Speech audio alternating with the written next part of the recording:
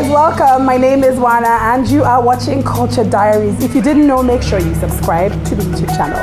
Today on this episode, my guest is a filmmaker, amongst many other things as well. But of course, his film, his incredible film, I think it's again incredible film, Delivery Boy, is going to be out in Nigerian cinemas this year. So make sure you look out for it. His name is Adekunle Adejuyigbe, aka Nodash. Hi Nodash, welcome. Thank you, good to be here. Most of the time when I'm talking to guests, I'm like, I start going, let's go back. I don't want to go back, I want to start from now. Like I want to start now. Yeah. Let's talk about Delivery Boy. Yes. I was lucky enough to watch it at Lights Camera Africa. Yes. Yeah, and it's screened at lots of festivals around the world as well.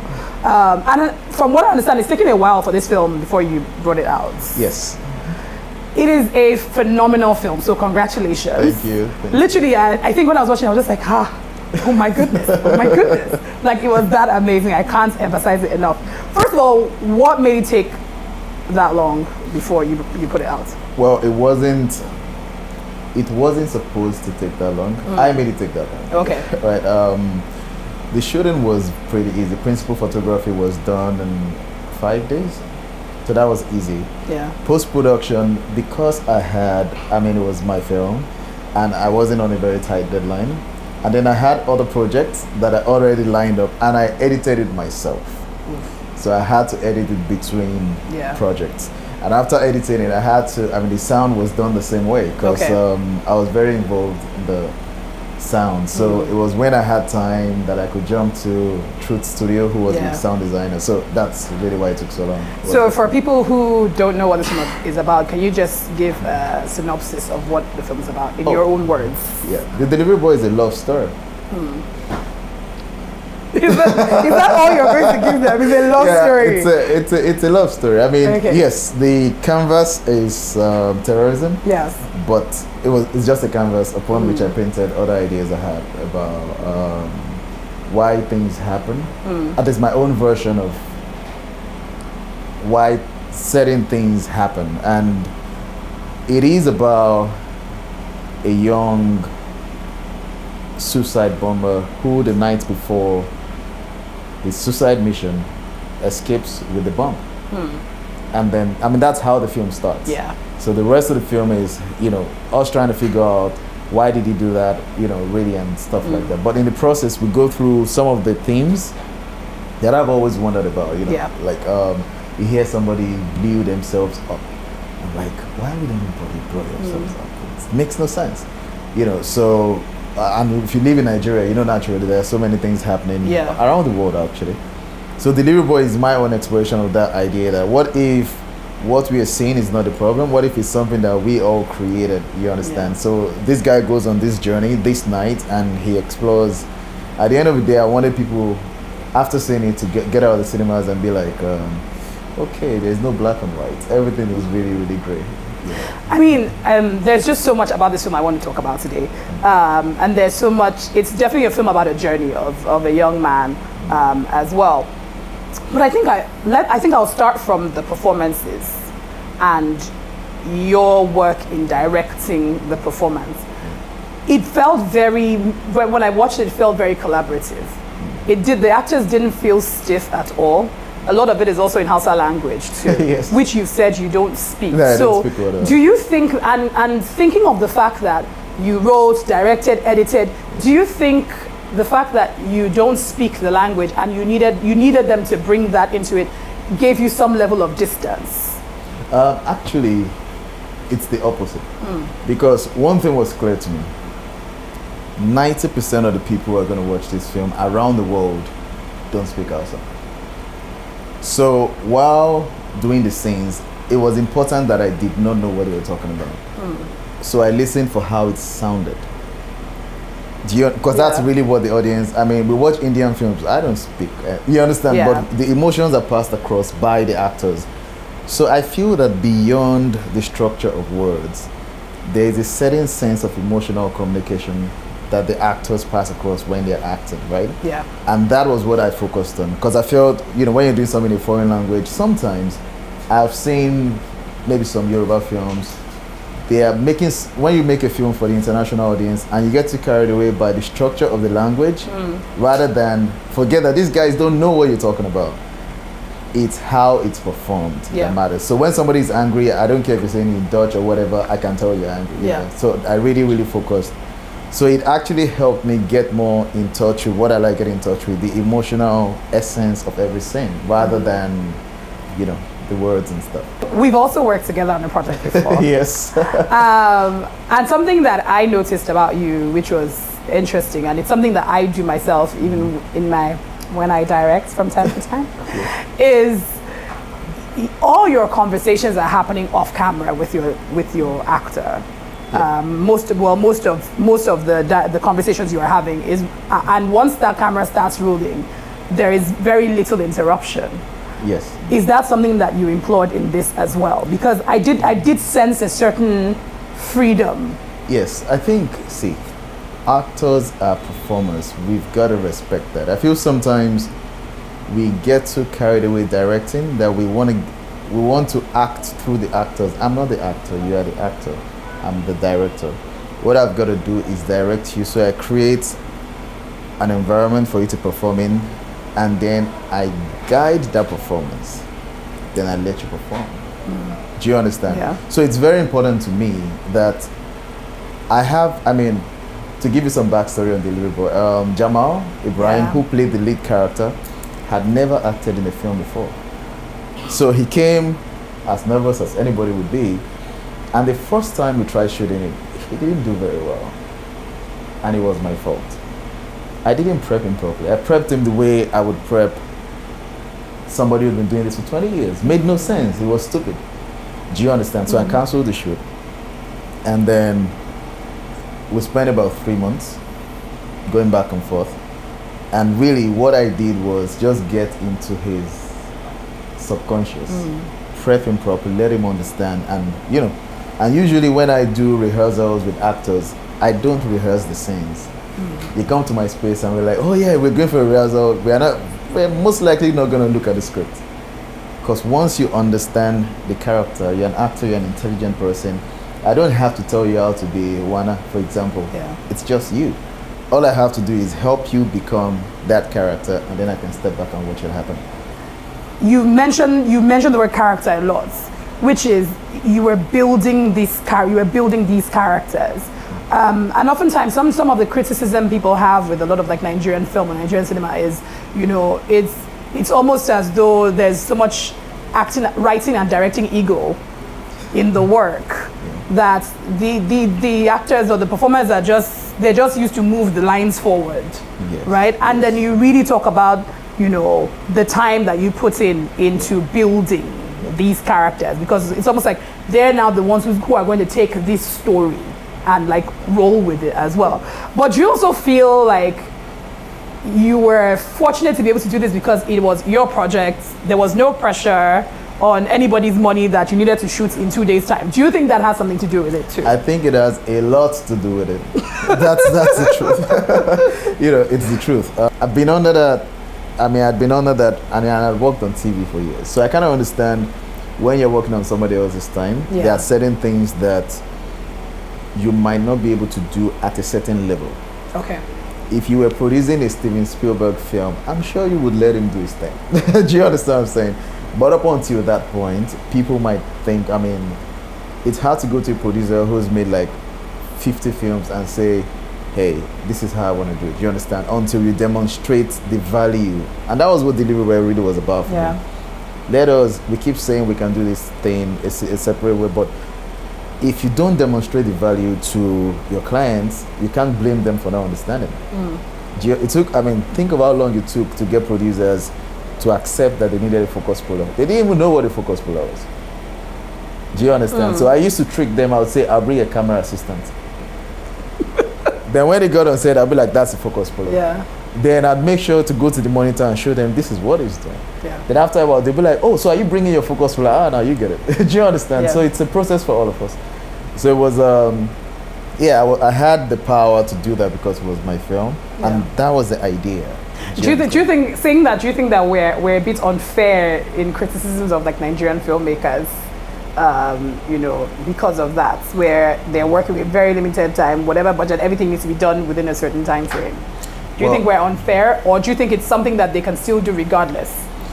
I think I'm the kind of person who believes if you are on a project, if it succeeds or fails, shut up and take the blame. Because under those same circumstances, somebody will do better. Do you understand? And there is no version of reality where you will have 100% control on certain things. Do you understand? You will always, you are probably not a cinematographer, but if I gave you a camera and say, shoot this scene in 2 years, you'll probably figure it out by month 10, you know. So there's never enough time, and there will never be enough. We shot the movie in 5 days. You think we had enough time? Oh, wow. And by 5 days, the movie that happens in one night. So it was really 5 nights and 2 scenes shot day for night. So you can understand what I'm saying. We didn't have enough time, but it's what it is. So what I would say is, instead of worrying too much about the systems around us, why don't we find a way to adapt to that system? Yeah.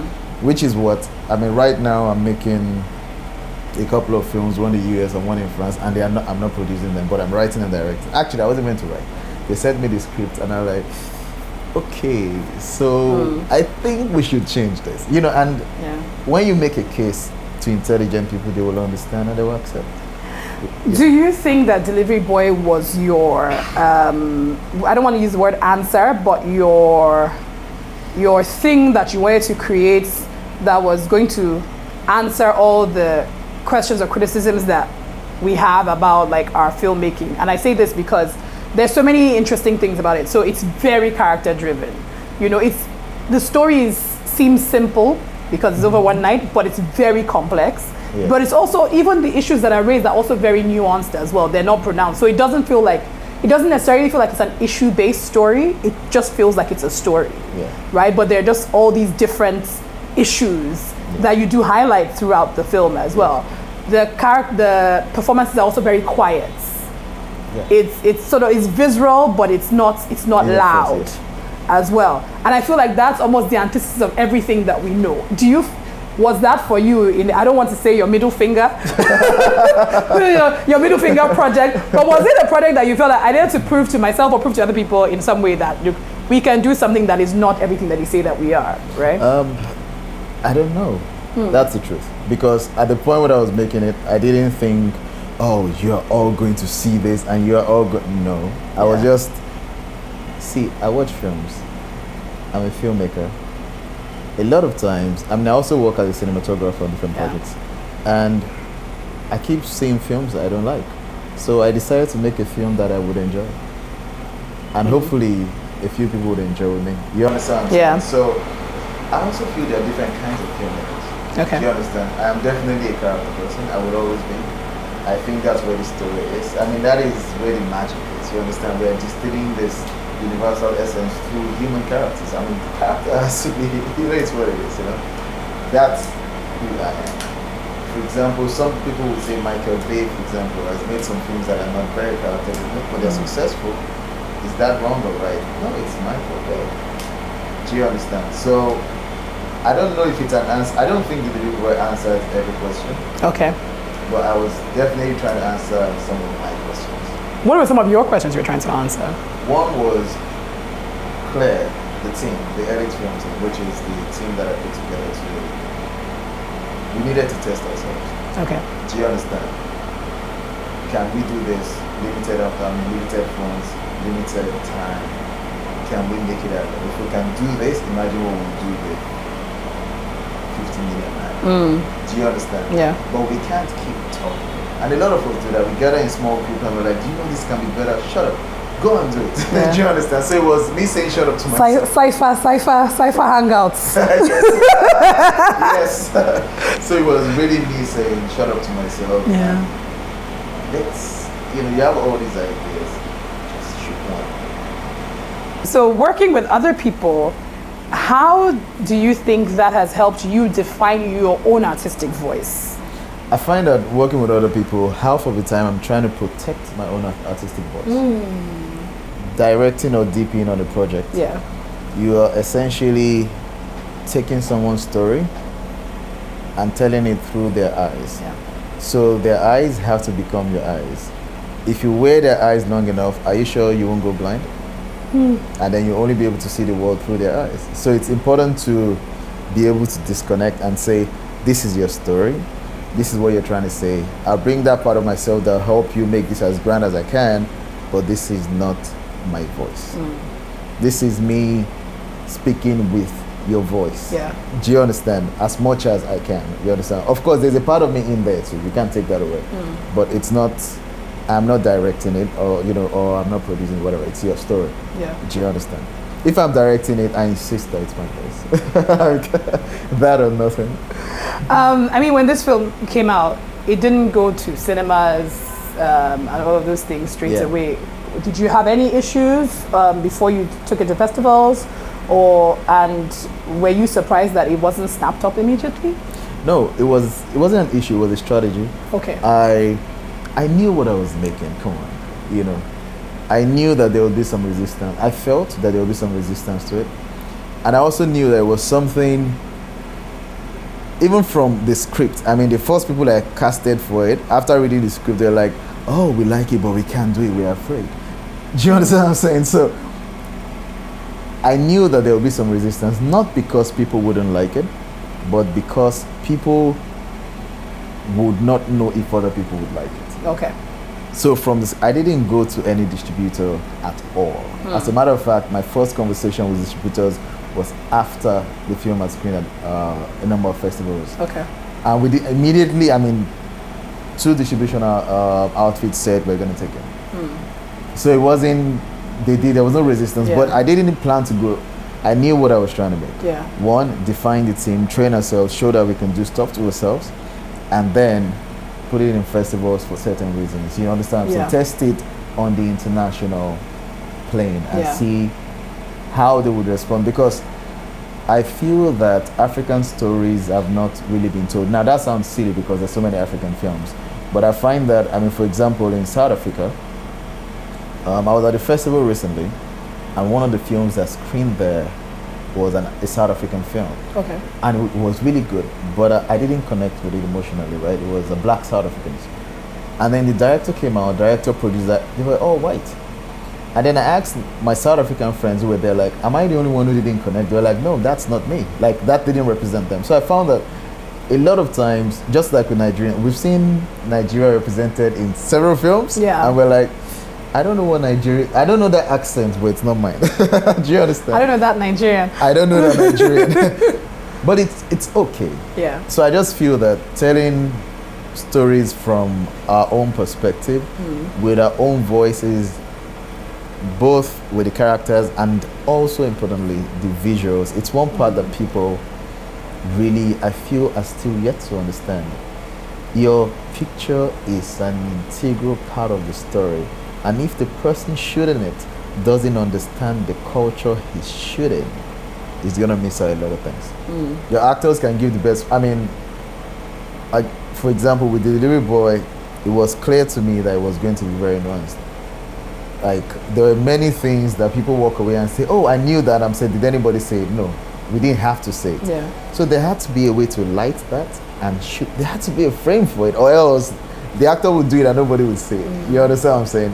So, I mean, that's very interesting that you bring that up, because I think that's another thing for people who are sort of, multifaceted and they're doing everything. Oftentimes, you've seen films that are made by people who are primarily cinematographers, and it's very visual heavy. That's all. Like, it's like after a while you're dizzy from shots. Yes. Yes. And then of course, with people who are just directors, it's also very different as well.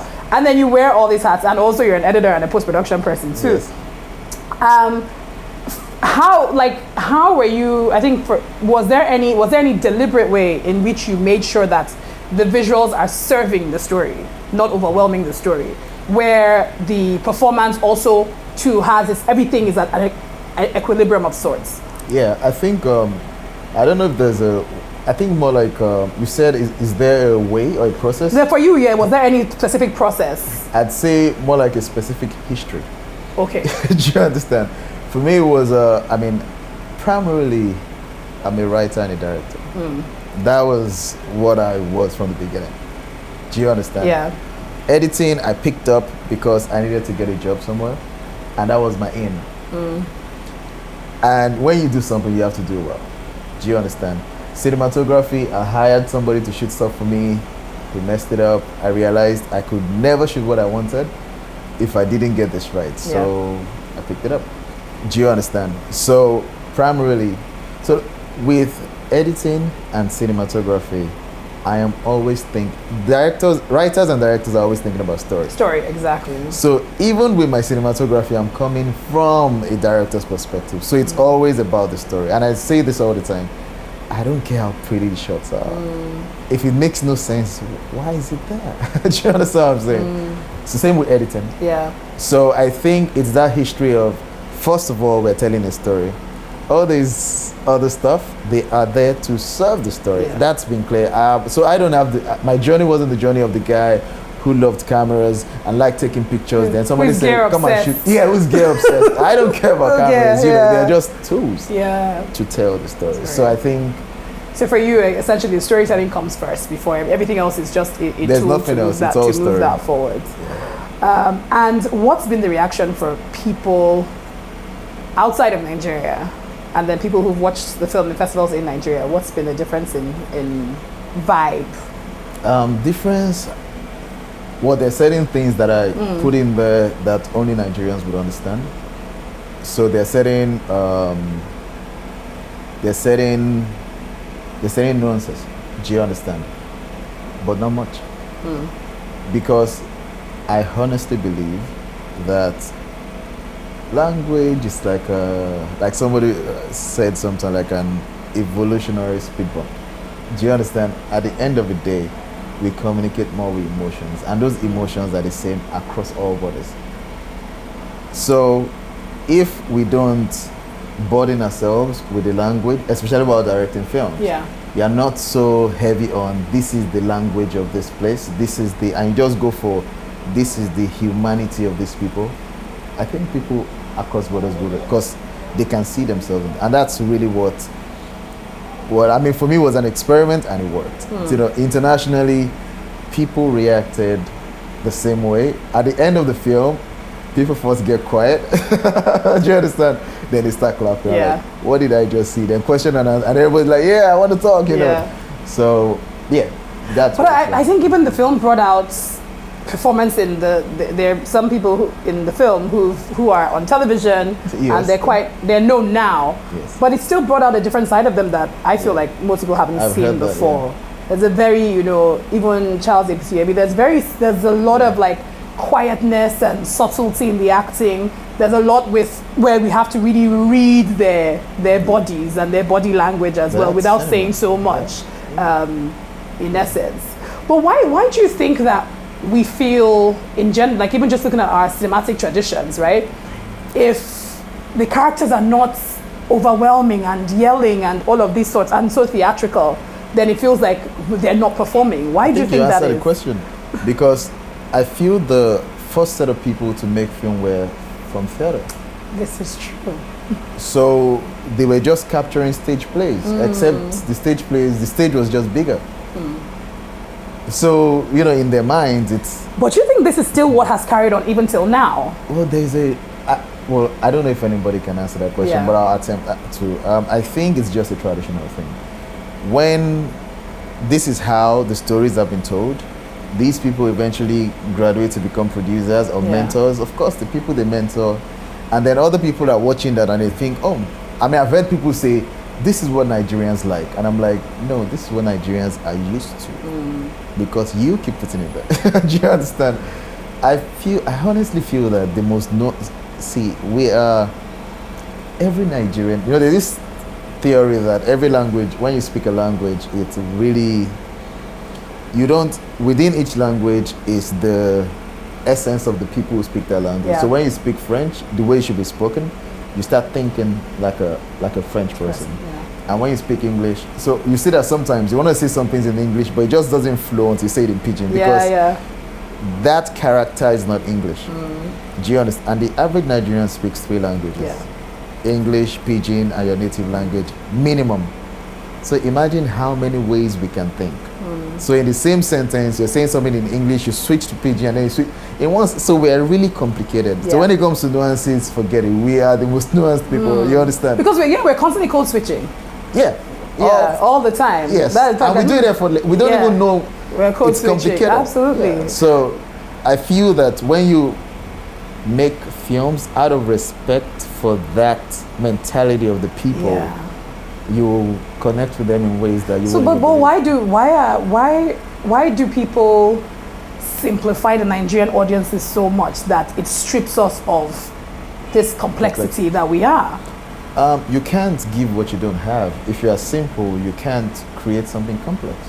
You can't even appreciate complex. I mean, I was reading somewhere that some guys, I don't know what country, British or whatever, went to the Benin Kingdom, and they were shocked that they had street lamps and all that at that time before colonization. But they said their houses were arranged in a very primitive, barbaric fashion, which seemed incongruent with they had paved roads and then they had lamps on the street as Africans, but their houses were just primitive. Then recently, but recently they found out that those houses were arranged using a mathematical formula that had not been discovered by them at that point. So if you do not have the complexity to comprehend something, it will look primitive to you. It's just like they say, the way they say Ifa divination is advanced code, was advanced coding. And computer technology. So, you know. So it's what it is. So it's same with film. I mean, you look at the people. I've heard people say it a lot. They look at Nigerians and they say, "Oh, this is." They simplify. I mean, you see a woman who has a little shop by the road, and you're like, "Oh, she's a poor woman. This stupid woman." And I'm like, "You don't understand. There's a construction site beside her. She made them build that shed. The cost for her production is like." And she charges them more than so she's thinking like Bill Gates right now. But you can't see that because you are not Bill Gates. I mean, I've spoken to I've spoken to different artists throughout just recording this show. And I remember people have said, you know, the Nigerian palette is very sophisticated, very complex, as we said, when it comes to art and appreciating different kinds of art. And somebody also said, you know, it's as though we have also like trained the Nigerian audience or their palette to get used to one thing as well. And how are we going to undo this? Because as we said, we are complex. We have sophisticated palette. We have complicated palettes where we've tasted so many kinds of music, so many kinds of art. We know all these things. But then all of a sudden, what we're seeing in terms of cultural production is always very monotone and one thing. And how do we go back to who we really are? I think the journey is really for the artists. The people never stop being complicated. They just... Are the artists being lazy though? Is that, do you think that's what it is? It's a number of things. I don't see the people never stop being complicated. And sometimes people mistake the acceptance of their art for simplicity on the part of the audience. No, it's the audience is stooping low to your level when they come to you. You see the same people watch the most ridiculous Nigerian film and they are enjoying it, and then you see the same people watching Inception. They didn't stop being intelligent. They realize you are not very smart, so they come to your level, like talking to a child. 2 songs come to mind. Live Like You Were Dying, Tim McGraw. And Let It Go, Tim McGraw. I didn't take you for a country guy. I am really? I'm a country guy, yes. I don't know if I have any regrets. You don't have any? No. They might not be artistic. No, I understand. Yeah, see, I've made mistakes, but I learned from all of them. Do I want to take those lessons away? Yeah. See, everyone says this about like they don't have regrets. Yes, no, so don't get me wrong. But, I mean, if there's something you would do over or you would do differently. But if I can do things differently and still know what I know. Oh, okay, yeah, sure. There'll be lots of things. I'll be Dangote's son. My younger self. Be bolder, man. What's wrong with you? Dude. I don't know about say apples because I like apples. You're so interesting. It's like you have these moments of like metal layers and then something's just like, it's just apples. Like fruit, I don't know. I mean, I'd be an apple because I like myself. So I like apples. Art created the world. So yes, it can change. It's changing the world as we speak. I mean, how for everybody watching this, I mean, 90% of the values and philosophies you espouse, you got them from art. So yes, art is the one thing that changes the world. The government and all those, I mean, they change the society, I mean, the environment around people, but art change what's inside them. So thank you, Nodash. High five. Thank you all so much for staying with us on this episode of Culture Diaries. Big shout out to my guest, Adekunle Adejuyigbe, aka Nodash. I don't know why I did aka Nodash. You can, of course, find out all the stuff I get onto on my social media. You can follow all my channels. They're at the bottom of the screen, I think, somewhere. You can check out my website, which is WanaWana.net. And until next time, remember, stay art.